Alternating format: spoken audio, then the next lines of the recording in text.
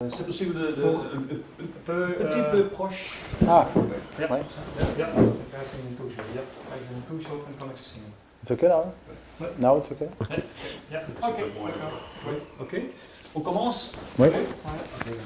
Alors, première question.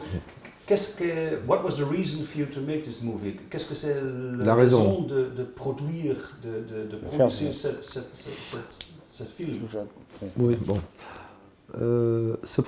L'idée du projet, c'était d'aller voir dans le nord du Mali, quand les djihadistes ont occupé Timbuktu et Gao, pour voir ce que c'est que la charia au quotidien. Comment on vit sous le règne d'un groupe djihadiste. Et donc, mais entre-temps, il y a eu quelques développements dans le monde, notamment l'apparition de l'État islamique en Syrie et en Irak. Et donc, on s'était dit que ce serait pas très intelligent d'arrêter le film juste sur le nord du Mali, avec Ansar Dine, le Mujao, Al-Qaïda au Maghreb islamique, qu'il fallait aussi s'intéresser à cette question de l'État islamique. Donc, c'est pour cela qu'on a décidé d'élargir le film à l'État islamique en Syrie et en Irak, mais aussi au Maghreb, notamment avec le développement de l'État islamique, du phénomène Ansar Sharia en Tunisie et en Libye. Et donc, on a décidé d'aller en Tunisie. Puis après, il fallait, en réfléchissant, on s'était dit, mais ce serait intéressant d'aller voir des théoriciens, des intellectuels salafistes, pas forcément djihadistes, qu'ils soient pacifistes ou djihadistes, il fallait les voir pour essayer de comprendre ce qui se passe éventuellement dans la tête d'un salafiste et surtout d'un djihadiste. Et donc nous sommes retournés en Mauritanie pour faire des interviews avec des oulémas salafistes, parmi lesquels notamment Al-Majlisi, que vous voyez dans le film, et qui est un partisan assumé du djihad. Voilà. Alors, qu'est-ce qui passe dans la tête d'une salafiste? C'est le thème de cette film? Oui, le thème, c'est de montrer que les salafistes, c'est une idéologie. C'est-à-dire que ça regroupe un certain nombre de gens qui ont une pensée globalement commune, même si ensuite l'application peut être différente. Mais leur pensée est commune sur la démocratie, sur les femmes, sur les homosexuels, sur les prises d'otages, sur les égorgements, sur Charlie, des fois c'est un tout petit peu différent suivant les gens, mais en gros, c'était de montrer qu'il y avait quelque chose qui réunissait tous ces gens, et aussi quelque chose qui faisait qu'on pouvait comprendre avec le film que c'était pas seulement des déséquilibrés, des fous, des loups solitaires, comme on l'a dit beaucoup en France avec Mohamed Merah ou Mehdi Mouche pour l'attentat au musée juif à Bruxelles,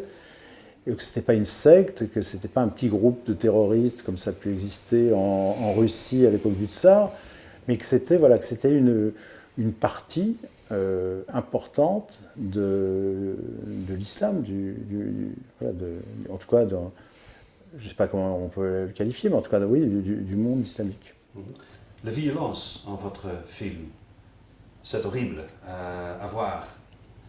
Pourquoi avez-vous mis cette violence en ce film? On n'a pas créé cette violence. Cette violence, elle existe.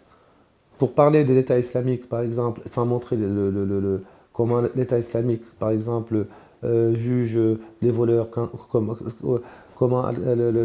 il juge comment dirais-je, l'adultère, comment il juge les homosexuels. Ça, ce sont des faits. Il y a des discours. Nous avons voulu, c'est-à-dire montrer les discours de ces gens, leurs pensées, mais aussi leurs actes. Sinon, ce sera incomplet, ce sera toujours de l'ordre de l'imaginaire. On va imaginer ce qu'ils font, mais on ne le voit pas. Et aujourd'hui, les gens ont la possibilité de voir la théorie, si vous voulez, et la pratique.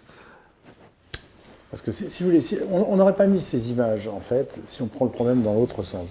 Il n'y aurait pas ces images, il n'y aurait que des théoriciens assez séduisants qui, tout d'un coup, ont un discours assez calme, posé, qui donnent des arguments qui peuvent fasciner un certain nombre d'autres gens, d'expliquer que ils ne font que répondre au colonialisme, à l'invasion américaine, au fait qu'il y ait l'existence de l'État d'Israël, etc., etc. Il fallait montrer la réalité de ce qu'ils font en dehors de ces mots qui pourraient apparaître comme séduisants à un certain nombre de gens. Donc ça nous semblait important de montrer cette violence pour justement montrer que dans la pratique, ces propos qui sont censés être tolérants et aimer l'être humain, c'est un peu plus compliqué que ça, pour ne pas dire plus. C'est-à-dire que c'est quelque chose qui peut se transformer en une violence, je ne dis pas gratuite, mais en tout cas une violence extrême, et une violence extrême dont en plus ils sont fiers. Parce que ce qui est intéressant avec les films, et ce qui est particulier à l'État islamique et à un certain nombre de djihadistes aujourd'hui, c'est que jusque-là, la plupart des régimes totalitaires qui massacraient des gens, comme les Khmers rouges, comme les nazis, même l'Union soviétique à une époque, les maoïstes à d'autres, les Hutus, même plus récemment avec les Tutsis, ce sont des gens qui cachaient leur massacre. Ils voulaient justement effacer qu'il n'y ait pas de preuves contre eux. Là, ce sont des gens qui, comme ils pensent que de toute façon ils vont finir au paradis très vite et que ça sera beaucoup mieux que la vie sur Terre, ils sont prêts à laisser les vidéos des traces de leurs crimes. Et c'est important même de les avoir.